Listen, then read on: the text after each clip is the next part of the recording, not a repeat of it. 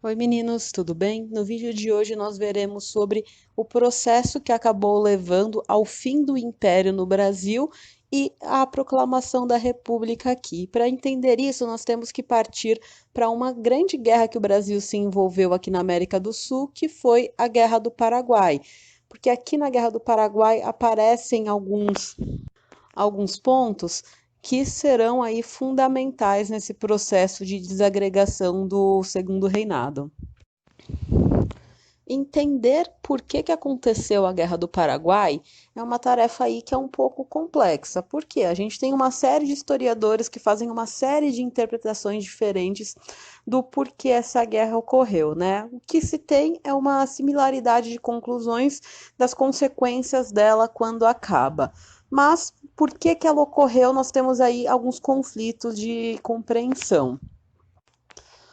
Alguns historiadores, né, colocam o motivo da Guerra do Paraguai sendo alguns conflitos que estavam acontecendo na América do Sul em relação, né, ao fato do Paraguai vir se fechando cada vez mais por conta da ditadura de Solano Lopes e principalmente o fato de que era prejudicial ao Brasil o Paraguai se tornar uma região, né, tão fechada. Outros colocam a culpa da Guerra do Paraguai quase que completamente em cima da Inglaterra. Esses historiadores que acreditam que a culpa foi inglesa, né, dizem que a Inglaterra era prejudicada pelo fato do Paraguai estar constituindo uma economia fechada e acreditavam que o Paraguai, de alguma forma, poderia se tornar, né, um problema para a indústria inglesa. A gente vai partir aqui um pouco mais dessa interpretação que pensa os problemas que estavam acontecendo na América do Sul, coloca um pouquinho aí a Inglaterra, mas a culpa, né, a gente não vai colocar tanto em cima dela, porque a gente precisa analisar aqui os problemas que estavam existindo na parte sul, né, do Brasil e os interesses que o Brasil, a Argentina e o Uruguai tinham na região do Paraguai. Nas últimas aulas, quando nós vimos os processos de independência da América Latina, nós vimos também que o Brasil estava lá interferindo tanto, né, no Uruguai como na Argentina para conseguir manter a sua hegemonia na região do Rio da Prata, né? Porque ele queria essa região porque era um canal de escoamento das mercadorias lá do Mato Grosso, que era uma região, né, sem ter um acesso direto ao mar, e se algum dos países que ficavam na região do Rio da Prata fechassem, né, aquela região, o Brasil seria prejudicado para conseguir escoar as suas mercadorias. Então era interessante para o Brasil manter aquelas regiões abertas, né, a uma livre navegação. E Solano Lopes, nesse período que o Brasil está tentando, né, manter a sua hegemonia na região do Rio da Prata, estabelece um governo extremamente fechado na região do Paraguai. E não apenas era um governo fechado, como Solano Lopes também tinha um plano de formar um território que ficaria conhecido como Grande Paraguai, que seria uma região que abrangeria a região, né, claro, do Paraguai, do Uruguai, do Rio Grande do Sul e do Mato Grosso. Então, isso tiraria completamente a hegemonia do Brasil na região cisplatina. O Brasil vai, então, aqui no século XIX, apoiando os governos, tanto no Uruguai quanto da Argentina, que estavam de acordo com os interesses dele, porque aí ele conseguiria aliados contra o governo de Solano Lopes. Dentro aqui dessa interpretação, onde é que vai caber, né? Qual o papel que vai caber à Inglaterra? A Inglaterra estava tentando, né, impedir que uma guerra acontecesse entre esses países, mas depois que viu que o conflito iria acontecer, porque, né, as tensões entre o Brasil e o Paraguai iam se fortalecendo cada vez mais, acabou ficando do lado do Brasil e começou a patrocinar essa guerra, né, pro dando vantagens, empréstimos, armas para o lado brasileiro. Então, pensando aqui que o Brasil, Uruguai e Argentina estão aliados, são aliados também da Inglaterra, o Brasil vai pegar uma série de empréstimos com os ingleses que vai gerar aí uma dívida gigante. Então, lembra disso, o Brasil vai sair aí dessa guerra completamente endividado com a Inglaterra. como que vai acontecer, então, né, esse conflito? O que que vai dar início a ele? Lembra nas últimas aulas que nós vimos que o Brasil vai intervir no Uruguai? Quando o Brasil intervém no Uruguai, Solano Lopes vai aprisionar um navio brasileiro que é o navio Marquês de Olinda.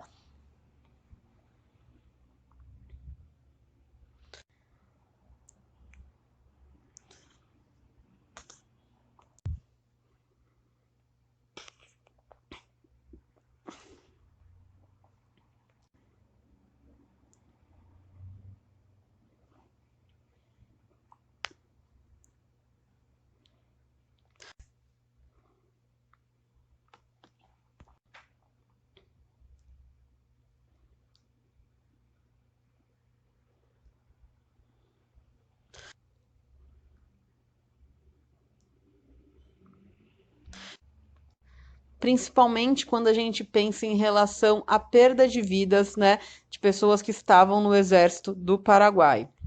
Essa guerra ela deveria, né, teoricamente, ter terminado quando o exército, né, da Tríplice, principalmente o exército brasileiro, consegue invadir a capital do Paraguai. Mas, né, o Duque de Caxias, que era um dos grandes nomes da guerra, não quer terminar a guerra apenas com isso. Ele queria pegar Solano Lopes, que foge do cerco e passa, né, a fugir do exército brasileiro.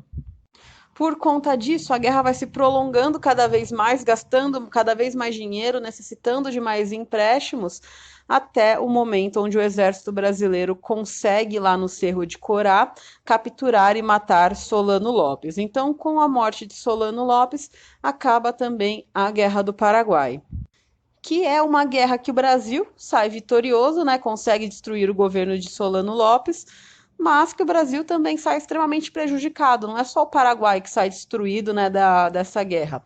O Brasil sai com uma dívida externa muito grande, sai com um exército regular também, um exército que sai fortalecido. Só que um ponto interessante em relação a esse exército é que o governo, para conseguir mais homens para mandar para a Guerra do Paraguai, começou a dar alforria para os escravos se eles fossem para a guerra. Então começou a crescer as ideias abolicionistas por conta, né, desse grande número de escravos que entraram no exército para conseguir essa alforria. O exército, né, do Brasil esteve também em contato com o exército dos seus aliados. Então, além de ter essa ideia de alforria, que foi, né, de abolicionismo, que foi crescendo dentro do exército brasileiro, as ideias republicanas também vieram crescendo dentro do exército, que saiu da guerra, né, muito mais forte do que entrou. Então, em relação ao Brasil, essa situação, né, depois da Guerra do Paraguai, com ideias abolicionistas, ideias republicanas, um exército muito fortalecido e um exército que quer prestígio, um prestígio que Dom Pedro II não vai dar para ele, e com uma dívida, né, gigante com a Inglaterra. A Inglaterra sai bem, né, dessa guerra, porque era ela dando os empréstimos à Tríplice Aliança, então a Inglaterra sai aí com os países pagando um bom dinheiro para elas, e o Paraguai sai completamente destruído da guerra, tanto economicamente quanto demograficamente. Porque além, né, do Brasil ter destruído o Paraguai, o Brasil também coloca o pagamento de uma dívida de guerra, dívida essa que o Paraguai não paga e acaba sendo perdoada lá no governo de Getúlio Vargas. Mas é uma guerra que traz aí uma série de danos para os países da América do Sul e que a gente pode ver aí como um ponto de partida para a crise do Império, porque os resultados dessa guerra vão influenciar diretamente o governo de Dom Pedro II. Agora que a gente viu a Guerra do Paraguai, que conseguimos entender, né, por que que o exército acabou se fortalecendo, ganhando um prestígio, vamos partir realmente para o processo da crise do império que acaba levando à saída de Dom Pedro II do poder, né? Nós temos aí três questões principais que vão levar ao fim do império. A questão social, que é uma questão muito ligada com o abolicionismo, a questão religiosa, que entra em um conflito entre a Igreja Católica e os maçons, E a questão militar, que vem aí com a entrada das ideias republicanas e essa vontade de prestígio que o exército tinha depois da Guerra do Paraguai. Começando aqui por essa questão social, que é a questão relacionada ao abolicionismo. Nós vimos já no decorrer das nossas aulas que o trabalho no Brasil era principalmente o trabalho escravo.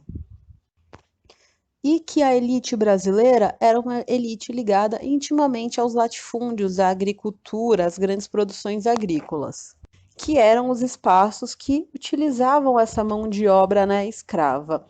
Mas nós temos também, né, por um outro lado, uma pressão que existe da Inglaterra em relação ao Brasil, né, desde o período colonial que se fortaleceu, né, na proclamação da independência do Brasil, ainda mais no período da regência, que no segundo reinado se torna muito forte em relação à abolição da escravidão no Brasil. Então, durante o governo de Dom Pedro II, o Brasil passa a estabelecer uma série de leis, uma série de medidas que vão dificultar o escravismo aqui. Proíbe o tráfico, por exemplo, começa a libertar os escravos a partir de uma determinada idade, começa a colocar que aqueles, né, que nascessem de mães escravas a partir de um determinado momento seriam livres.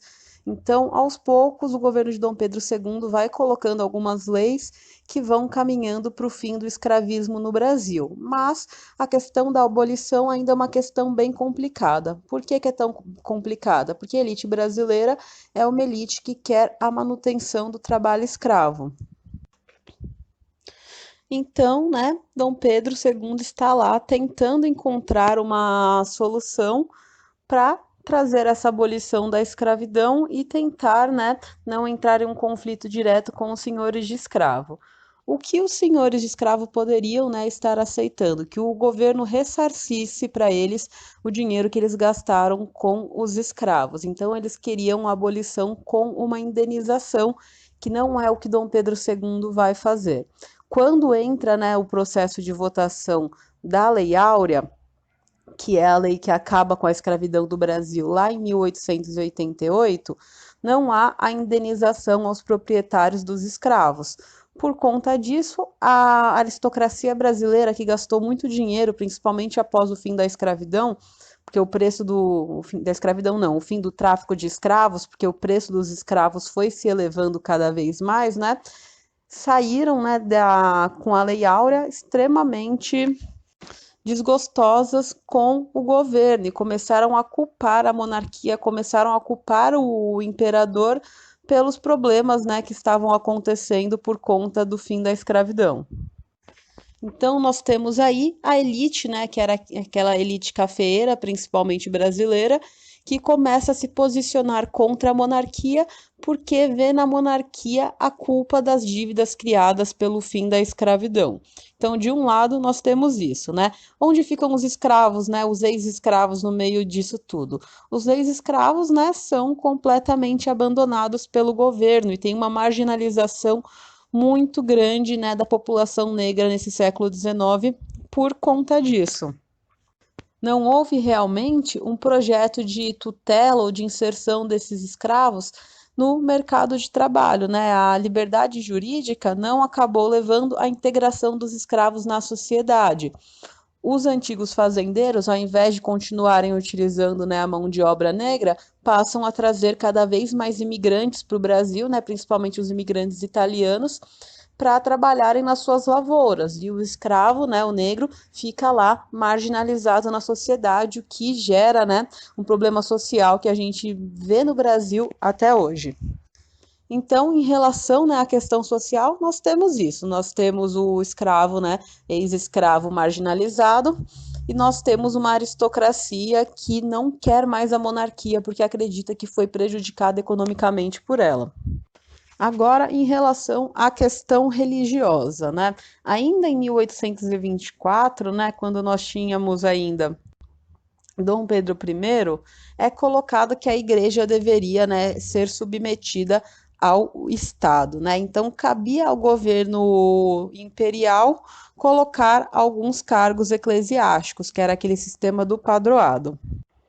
Além disso, né, além dessa intervenção na escolha de cargo, o imperador ele também podia examinar os atos, né, algumas medidas tomadas pela Igreja, pela Santa Sé, antes dessas medidas serem executadas realmente, né, no Brasil. Então, não só os cargos, mas também as ações da Igreja eram aí tuteladas pelo Estado, que já gera aí um desgosto da Igreja com o imperador. A gente junta isso com um problema que acontece entre a igreja e a maçonaria, pensando aí que a maçonaria foi uma instituição muito poderosa no Brasil em todo esse período imperial, desde o processo de independência. Mas os maçons, mesmo que tivessem uma importância política muito grande no Brasil, acabam entrando em um conflito com a Igreja Católica. Por que que entram nesse conflito? Porque o Papa Pio IX vai publicar uma coisa que é chamada de encíclica Quanta Cura, né? Esse documento ele vai conter no meio deles algumas condenações à participação dos maçons na Igreja Católica e a maçonaria vai responder, né, bloqueando alguns católicos dentro da instituição. E mesmo que a igreja, né, condene a maçonaria, o governo brasileiro vai continuar com uma proximidade muito grande com os maçons. E isso acaba gerando um conflito direto entre a Igreja Católica e a comunidade maçônica no Brasil, formando aí a questão religiosa ou a questão episcopo-maçônica, né? Onde nós temos esses conflitos que vão acontecendo entre a Igreja e a maçonaria. Quando esses conflitos acabam se excedendo muito e a imprensa começa aí a se posicionar fortemente contra a Igreja Católica, as autoridades do Império acabam tendo que se envolver nesse conflito, né, religioso. Só que a intervenção do Estado não acontece como a Igreja Católica imagina, né? Qual que é a posição do governo imperial? É condenar os bispos de Olinda e de Belém, né, por conta dos conflitos que eles tiveram com os maçons. E isso acaba levando um apoio da igreja, né, ao fim do governo imperial. Então a gente vê aí mais um conflito, que é agora o conflito entre o Estado e a Igreja Católica. Para terminar aqui, vamos ver a última questão, né, que é a questão militar. Como nós vimos no começo da aula, o exército sai da Guerra do Paraguai bem mais fortalecido, né? A Guarda Nacional, que começa lá no período da regência para conseguir evitar aquelas revoltas que aconteciam, vai perdendo poder em relação ao exército. Os militares, então, vão se fortalecendo cada vez mais. Mas, saindo da Guerra do Paraguai, o exército sofre algumas proibições em relação, né, ao governo imperial. Por exemplo, né, o governo proíbe os membros do exército, os militares, de se pronunciarem à imprensa. E os militares começaram também a se verem, né, extremamente colocados de lado sem ter o prestígio que eles mereceriam, que eles acreditavam, né, que eles mereciam depois da Guerra do Paraguai. E então, né, influenciados pelas ideias positivistas, influenciados pelas ideias republicanas, os militares começam, né, a se unir contra o governo imperial. Nós temos aí três questões que são atreladas à questão militar que vão acabar gerando essa oposição dos militares ao governo imperial. A primeira questão é quando, né, um tenente-coronel do Exército, que é o Sena Madureira, vai se pronunciar na imprensa atacando um projeto de reforma que havia sido colocado para os militares, né? Por conta desse pronunciamento de Sena Madureira, os militares vão ser proibidos de se manifestar para a imprensa. O segundo ponto é porque, né, depois desse processo, o Sena Madureira ele é demitido do comando da Escola de Tiro de Campo Grande, o que fortalece, né, a oposição do Exército a Dom Pedro II. E a terceira questão acontece dentro de um processo, né, onde o coronel Cunha Matos estava verificando o extravio de fardamentos numa região, onde ele acaba sendo acusado de estar agindo de uma forma desonesta, acaba sendo preso aí por 48 horas e a punição dele acaba levando a um processo de solidariedade de muitos membros do Exército para conseguirem proteger, né, esse militar, que veem a prisão dele, né, como uma perseguição à própria classe deles. E os militares, né, que já vinham se fortalecendo e vinham também fortalecendo as suas ideias, né, contra o governo do Império, que iam se distanciando cada vez mais de Dom Pedro II, vão acabar se unindo depois, né, com a aristocracia escravista e planejando uma forma de tirar o governo imperial do Brasil para colocar a República. E o que vai formar, né, esse movimento republicano que vai acabar levando à saída de Dom Pedro II do Brasil e à proclamação da República, né, essa mudança da forma de governo que nós tínhamos aqui. Nós já vimos que o Brasil estava lá passando, né, por um processo de crise política, onde muitos membros de prestígio da sociedade estavam se opondo ao governo de Dom Pedro II. No meio disso, né, nós temos um aumento ainda maior da força de um grupo, né, econômico que eram os empresários do café, que queriam, né, que para eles seria interessante que o Brasil se tornasse uma república federativa, para eles terem uma autonomia maior nos estados para exportar o café. Então, nós juntamos aí esse grupo que quer uma república federativa com os outros grupos que nós vimos agora há pouco, que causaram essa crise política no Brasil, e aí nós temos a formação, né, de um movimento republicano que vai começar mais ou menos em 1870, com a fundação do Clube Republicano, do jornal A República e até do lançamento de um manifesto republicano.